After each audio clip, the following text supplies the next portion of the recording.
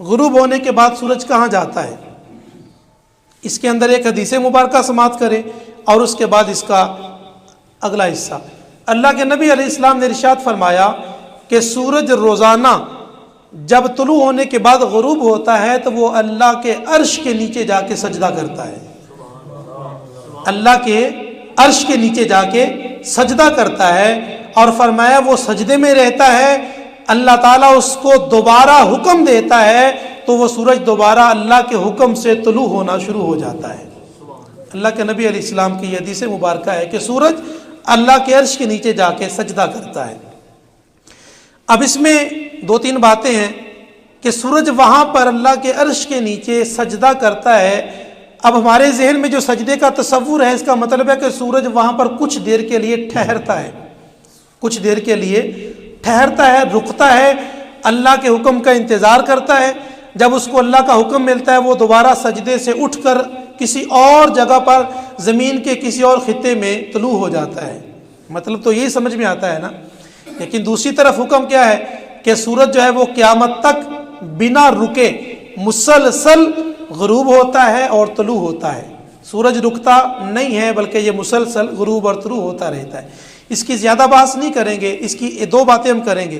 اس کے جواب جو دیے گئے، پہلا جواب وہ یہ دیا گیا کہ جس طرح بہت ساری چیزوں کا ایک ان کی نفس چیز ہوتی ہے، نفس وجود، اور ایک ان کا دوسرا حصہ۔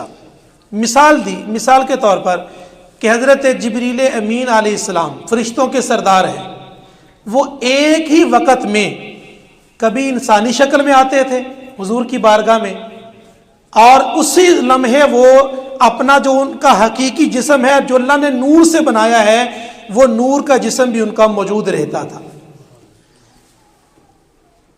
ایک ہی ذات، ایک ہی شخصیت یہاں بھی ہے اور اسی لمحے وہ کسی اور جگہ بھی ہے۔ آپ کو اولیاء کے بہت سارے ایسے واقعات ملیں گے، اولیاء کے ایسے آپ کو مختلف بہت ساری کرامتیں ملیں گی کہ اللہ کا ولی فلاں ایک جگہ پر بھی تھا اور اسی لمحے وہ دوسری جگہ پر بھی تھا۔ آپ کو ایسی باتیں کتابوں کے اندر موجود ہیں۔ اسی طرح فرمایا کہ سورج ایک ہے نفس سورج اور ایک ہے اس کا ثانی۔ فرمایا کہ جو نفس سورج ہے وہ رکتا نہیں ہے، وہ مسلسل غروب ہونے کے بعد طلوع کی طرف چلا جاتا ہے۔ اور دوسرے نمبر پر فرمایا جو دوسرا حصہ ہے، جس طرح اللہ کے نبی جب معراج کا سفر ہوا، حضور علیہ الصلوۃ والسلام آسمانوں پر تشریف لے کر گئے، تو زمین پر جو حضرت موسیٰ علیہ السلام کی قبر مبارک ہے، جب حضور وہاں سے گزرے تو دیکھا کہ موسیٰ علیہ السلام وہاں پر نماز پڑھ رہے ہیں، قبر کے اندر کھڑے نماز پڑھ رہے ہیں۔ اسی لمحے اللہ کے نبی علیہ السلام جب آسمانوں پر گئے تو دیکھا کہ وہاں پر بھی موسیٰ علیہ السلام موجود ہیں، ان سے ملاقات ہوئی، گفتگو ہوئی، باتیں ہوئی۔ جب وہ حضرت امام محمد غزالی رحمۃ اللہ تعالی علیہ آپ کے ساتھ عالم ارواح سے آپ کو بلایا گیا اور ملاقات کروائی گئی۔ اب موسیٰ علیہ السلام قبر میں بھی موجود ہیں اور آسمانوں پر بھی موجود ہیں۔ تو اسی طرح کہتے ہیں کہ سورج چلتا بھی رہتا ہے اور اللہ کے عرش کے نیچے سجدہ بھی کرتا ہے اور اللہ سے اجازت لے کر دوبارہ طلوع ہوتا ہے، ایک معنی۔ دوسرا، حضرت مفسر قرآن علامہ غلام رسول سعیدی صاحب رحمۃ اللہ تعالی علیہ انہوں نے تحریر فرمایا ہے، فرمایا کہ ہمیں جو سمجھ آئی سورج کے سجدہ کرنے کی وہ یہ ہے کہ سورج جب دوپہر کو بالکل سروں کے اوپر ہوتا ہے اس وقت وہ حالت قیام میں ہوتا ہے۔ جب نماز پڑھی جاتی ہے نا تو قیام ہوتا ہے، سیدھے کھڑے ہونا۔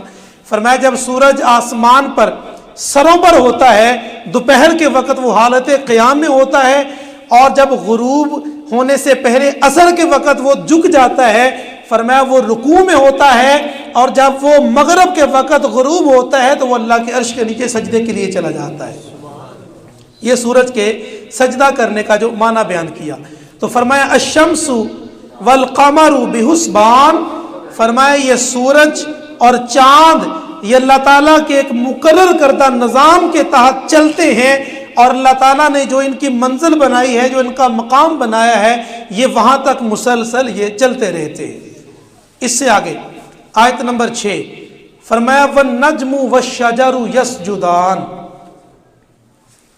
نجم کا معنی بغیر تنے کے جو سبزہ ہے، بغیر تنے کے جو ہریالی ہے، بیلیں، یہ جو گندم ہے اس کے اندر تنا نہیں ہوتا، جس طرح مرضی اس کو موڑ لیں، اس کے اندر تنا نہیں ہوتا.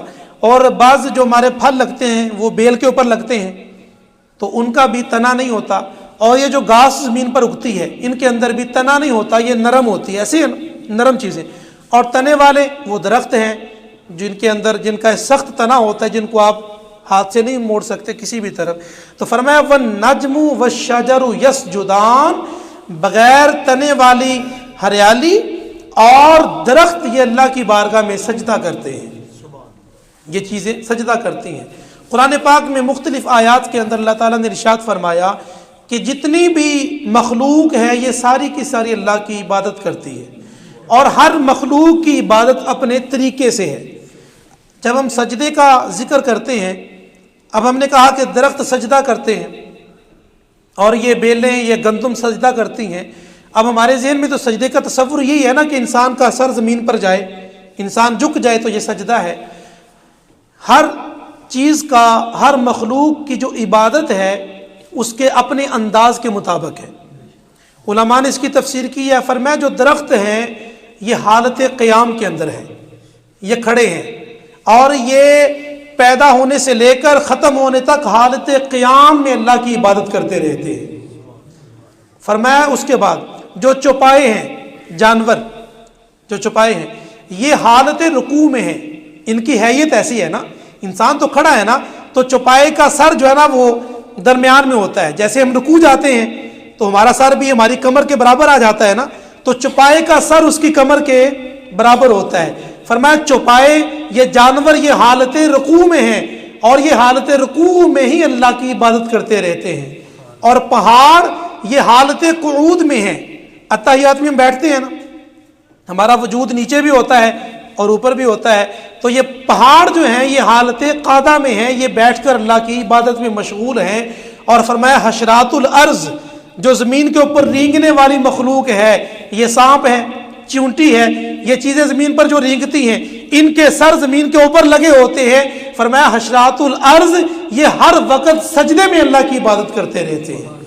وَالنَّجْمُ وَالشَّجَرُ يَسْجُدَانِ، فرمایا یہ جو بغیر تنے کے ہریالی ہے اور یہ درخت ہیں یہ اللہ کی بارگاہ میں سجدہ کرتے ہیں. اب یہ ہر مخلوق کا، ہر چیز کا عبادت کرنے کا اپنا انداز ہے. فرمایا أَلَمْ تَرَ أَنَّ اللَّهَ يُسَبِّحُ لَهُ مَنْ فِي السَّمَاوَاتِ وَالْأَرْضِ وَالطَّيْرُ صَافَّاتٍ كُلٌّ قَدْ عَلِمَ صَلَاتَهُ وَتَسْبِيحَهُ.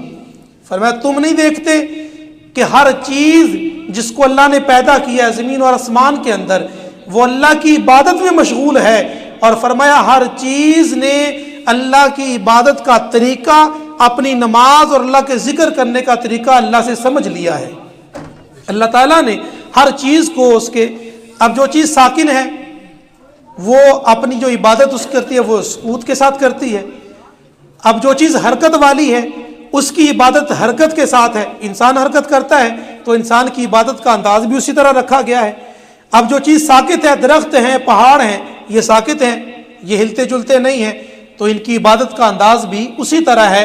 اللہ تعالیٰ نے ہر چیز کو اپنا ذکر کرنے کا انداز اور اپنا ذکر کرنے کا طریقہ علیحدہ سے سکھایا ہے. تو یہاں پر جو بات ہے یہ چونکہ درختوں کے سجدہ کرنے کی ہے اور ہریالی کی ہے، یہاں پر بات عبادت کی نہیں سجدے کی ہے. تو اس میں آخری بات سماعت فرمائیں کہ ان کے سجدہ کرنے سے کیا مراد ہے. تو ان کے سجدہ کرنے سے مراد یہ ہے، قرآن کی تفسیر میں لکھا ہے کہ یہ جو درختوں کا سایہ ہے نا، درختوں کا سایہ اور یہ ٹہنیوں کا، یہ گندم کا، یہ چیزوں کا سایہ، فرمایا یہ سایہ ان کی طرف سے اللہ کی بارگاہ میں سجدہ ہے. اور یہ بھی قرآن پاک کے اندر موجود ہے. فرمایا اولم یروا الی ما خلق اللہ من شیء یتفیأ ظلالہ عن الیمان والشمال، عن الیمین والشمال. فرمایا کیا تم نہیں دیکھتے کہ یہ جو اللہ تعالیٰ نے چیزیں پیدا کی ہیں ان کا سایہ کبھی دائیں جھکتا ہے کبھی بائیں جھکتا ہے. اور فرمایا یہ سایہ جھکتا نہیں ہے، یہ سایہ اپنے اللہ کو سجدہ کرتا ہے. جب سورج یہ مشرق کی طرف ہوتا ہے تو سایہ کدھر ہوتا ہے؟ مغرب کی جانب. جب سورج اوپر سے الٹ کر دوسری طرف آتا ہے تو سایہ دوسری طرف چلا جاتا ہے.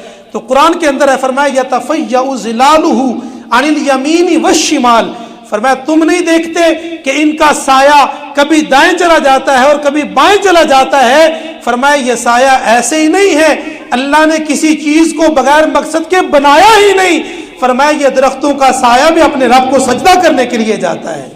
تو فرمایا والشمس والقمر بحسبان، یہ سورج اور چاند یہ اللہ تعالیٰ کے ایک حساب کے ساتھ چلتے ہیں۔ اور والنجم والشجر یسجدان، فرمایا بغیر تنے کے ہریالی اور یہ درخت اپنے اللہ کے حضور سجدہ کرتے ہیں۔ اللہ تعالیٰ کی بارگاہ میں دعا ہے کہ اللہ تعالیٰ ہم کو یہ باتیں سن کر ان کو یاد رکھنے کی توفیق عطا فرمائے۔